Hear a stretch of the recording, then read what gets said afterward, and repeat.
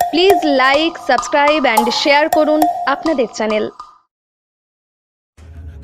Mangalkot block জুড়ে ইতিহাসের নিদর্শন খুঁজতে গেলে দেখা যাবে আর্য সভ্যতা থেকে শুরু করে ইংরেজ আমলের স্থাপত্য বিজড়িত পূর্ব বর্ধমানের এই ব্লক কয়েকশো বছর প্রাচীন ইতিহাসের সাক্ষ্য বহন করছে মঙ্গলকোট। সম্প্রীতির সাক্ষ্যও বহন করছে ব্লকের পুরাতন থানা সংলগ্ন এলাকা।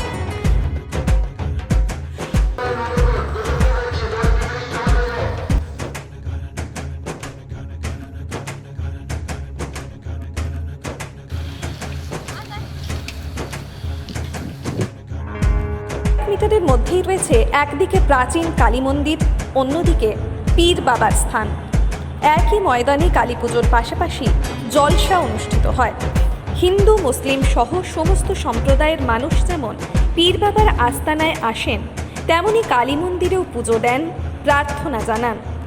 আপনারা দেখছেন সেখানকারই ছবি 7 দিন সংবাদের পর্দায়।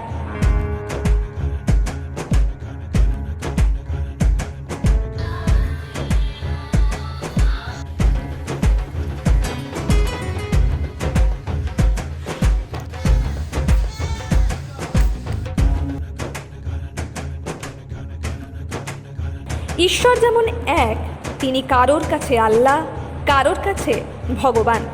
ঠিক তেমনি জাতি, ধর্ম, বর্ণ নির্বিশেষে মানুষেরও পরিচয় একটাই, তারা মানুষ। তাই অশুভ আঁতাত বা সাম্প্রদায়িক হানাহানি জায়গা পায়নি এখানে। মঙ্গলকোট গ্রাম পঞ্চায়েতের উপপ্রধান শান্ত সরকার তিনি ব্যক্তিগত উদ্যোগে পীর বাবার স্থানটি সংস্কার করে সাম্প্রদায়িক সম্প্রীতির নজির দেখেছেন। গ্রামের বাইরে তথা অন্য জেলা থেকেও অগণিত পুণ্যার্থী এখানে আসেন। এই স্থান আজ আর শুধু ধর্মীয় স্থান নয়, এক পর্যটন কেন্দ্র রূপেই পরিগণিত।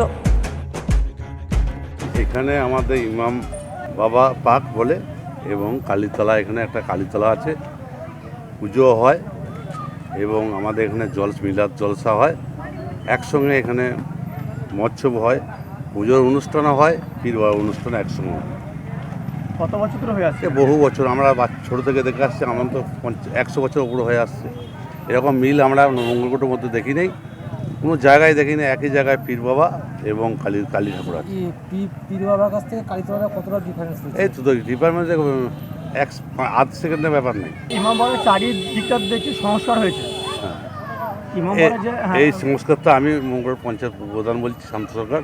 আমি নিজে থেকে দাঁড়িয়ে করেছি এবং মঙ্গলকোট থানাও এই সামনেটা করেছে বসিন তত্ত্ব। এখানে সাম্প্রদায়িক সম্প্রীতি তো একটা মিলন ক্ষেত্র, বিরাট মিল, মানে এখানে বলে বুঝতে পারবো না। আমরা পুজোর সময় আসবেন বা মিলাদের সময় আসবেন, দেখবেন একসঙ্গে হিন্দু মুসলিম একসঙ্গে শুরু হচ্ছে। প্রত্যেক বছর যে অনুষ্ঠানটা হয়, এবছর যেমন করোনা চলছে, এবছর যে অনুষ্ঠানটা হবে আপনাদের? না, আমি এটা ঠিক বলতে পারছি না, আলোচনা কোনো হয় নাই, না হওয়ার চান্স বেশি। প্রচুর লোকজন খাওয়া দাওয়া করে এবং মিলাদের সময় হাজার লোক হয়, 10,000 20,000 লোক হয়। এখানে এই গ্রামের বাইরে থেকেও লোকজন আসে, প্রচুর লোক আসছে বার থেকে জলসা শুনতে। দীনেশ প্রামাণিক পদবী তাকে একটি নির্দিষ্ট সম্প্রদায়ের তকমা দিলেও তার কাজ আমাদের সকলকে একটু ভাবতে শেখায়। তিনি একই সঙ্গে পীর বাবার স্থান এবং কালী মন্দিরের দেখভালে তথা সেবায় নিযুক্ত। তার কাছে মানব ধর্মই হলো শ্রেষ্ঠ ধর্ম। তাই জাতপাতকে দূরে সরিয়ে মানব ধর্মের পালনই তার ব্রত।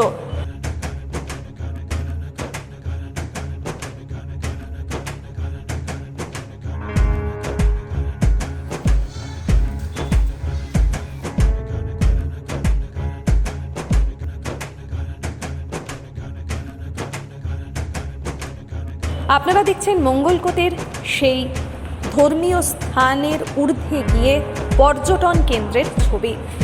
এই মুহূর্তে 7 দিন সংবাদের পর্দায়। আপনি এখানে কী করেন? প্রতিদিনই নিত্য সেবা দেওয়া হয় দুটি জায়গায়। আমাকে থানা থেকে নেওয়া হয়েছে এবং শুধু থানা থেকে নয়, ওনাদের কথা মতো আমি আসি।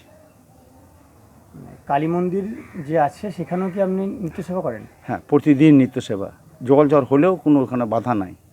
আর যেখানে পীর সাহেব আছেন, যেটা ও একই পীর সাহেবকে আমি আগে সন্ধ্যা দেখাই, খাওয়া দাওয়া করি, তারপর কালী মন্দির।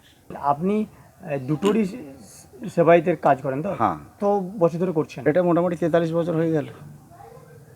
তো এর ইতিহাস সম্বন্ধে আপনি কী জানেন? একই জায়গাতে মানে কিছু মিটারের মধ্যেই দেখলাম একদিকে মন্দির মানে একদিকে হিন্দু সম্প্রদায় আর একদিকে মুসলিম সম্প্রদায় সম্প্রীতি যে একটা মিলন ক্ষেত্র, তো এই নিয়ে আপনি কি বলবেন? আমাদের এখানে মিলন বলতে গেলে আমাদের এখানে হিন্দু মুসলিমের মধ্যে সব ভাই ভাই আছে। আমাদের এখানে কোনো কিচ্ছু অসুবিধা নেই, জাতিভেদ কিছু নেই। না, এখানে সবাই সবাইকে আপন বলে ভাবি। এখানে কোনো যে অনুষ্ঠানগুলো হয় তখন হিন্দু মানুষের- মুসলিম আমরা সবাই ওখানে কিন্তু মিলিত হই। সব গরিব বা বড় লোক এখানে দেখা দেখি নেই, সবাই ওখানে এক জায়গায় জমায়েত হয়। মানে কালী মন্দিরের পুজোর সময়ও হয়, হ্যাঁ আবার পীর স্থানেই কোনো অনুষ্ঠানের সময় হয়। হ্যাঁ সাম্প্রদায়িক সম্প্রীতির একটা নজির। হ্যাঁ, এটা বিশাল একটা, মানে এই ধরনের ইতিহাস কোথাও পাওয়া যাবে না হয়তো। এখনকার পরিস্থিতি আর আগের যে পরিস্থিতির মধ্যে আপনি কীরকম পার্থক্য চোখে দেখতে পান? পার্থক্য বলতে এখনকার ছেলেমেয়েরা তো একটু অন্য ধরনের, তারা সবসময় মোবাইল নিয়ে ব্যস্ত এবং কোনো ঝামেলা নাই এখানে একটা। সম্প্রীতির একটা উদাহরণ হলো আপনাদের গ্রাম। হ্যাঁ হিন্দু মুসলিম একত্রে এই অনুষ্ঠানগুলো করে। হ্যাঁ অবশ্যই, এটা আমরা ছোটো থেকে দেখে আসছি এবং এখনও এটা চালিত রয়েছে। নিত্য নতুন প্রযুক্তি নিয়ে আন্তর্জাতিক মানের চিকিৎসা পরিষেবা এখন পূর্ব বর্ধমানের ভাতারে। Ultrasonography, echocardiography, digital x-ray, 3 channel digital ECG, modern digital pathology চিকিৎসার জন্য আজই আসুন জাতীয় ও আন্তর্জাতিক পুরস্কারপ্রাপ্ত সংস্থা সেবালয় পলিক্লিনিক অ্যান্ড ডায়াগনস্টিক সেন্টারে, ভাতার বাজার, কদমতলা, পূর্ব বর্ধমান।